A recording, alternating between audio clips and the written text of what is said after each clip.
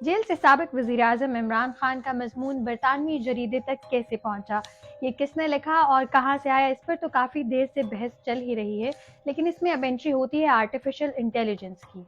इमरान खान ने दावा किया है कि उन्होंने कॉलम नहीं लिखा, बस ज़ुबानी हिदायत दी थी, यानी उन्हीं की गाइडलाइंस के नतीजे में यह आर्टिकल लिखा गया और छापा गया है, जो देखते ही देखते 2007 से अब तक द इकोनॉमिस्ट का सबसे ज़्यादा पढ़े जाने वाला मज़मून बन चुका है। चलिए आखिरकार इस बहस को तो ब्रेक लगी कि ये आर्टिकल आया कहाँ से है। वो कहते हैं ना, चैट जीपीटी जिंदाबाद। अब सवाल ये है कि क्या वाकई एआई इतने बेहतर अंदाज में आर्टिकल लिख सकता है? ये तो सिर्फ एक आर्टिकल था, दुनिया भर में जजेस अपने अदालती फैसले तक लिखने के लिए एआई की मदद हासिल कर चुके हैं। ये कोई पहला मौका नहीं है जहां पीटीआई ने जदीद टेक्नोलॉजी को अपनी इंतखाबी मुहिम का हिस्सा ना बनाया हो।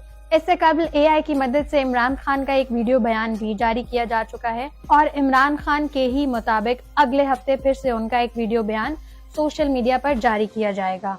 आखिर ये कैसे पता लगाया जाए कि कोई भी तहरीर एआई की मदद से लिखी गई है? अगर आपने कोई मजमून लिखने के लिए पहले एआई की मदद हासिल की हो तो आपको एक मखसूस पैटर्न देखने को मिलता है। अक्सर जुमले गैर जरूरी तौर पर दोहराए होते हैं और कहीं कहीं आपको ये भी लगता है कि बात अपने मंतक से थोड़ा सा हटकर गैर फितरी तौर पर किसी जुबान का इस्तेमाल किया गया है। एक बात तो वाज़ेह है कि चैट जीपीटी जैसे एआई चैटबॉट्स बेशक कितनी ही मददगार साबित हो जाएं, रहेंगे तो ये सिर्फ टूल्स ही, और इनको कैसे इस्तेमाल करना है और कहाँ इंसान ने अपनी इनपुट देनी है, ये हम पर ही मुनहसर है।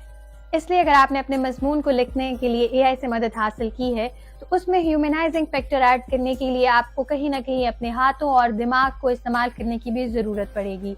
इस हवाले से मज़ीद वीडियोस देखने के लिए विजिट कीजिए हमारी वेबसाइट urdunews.com।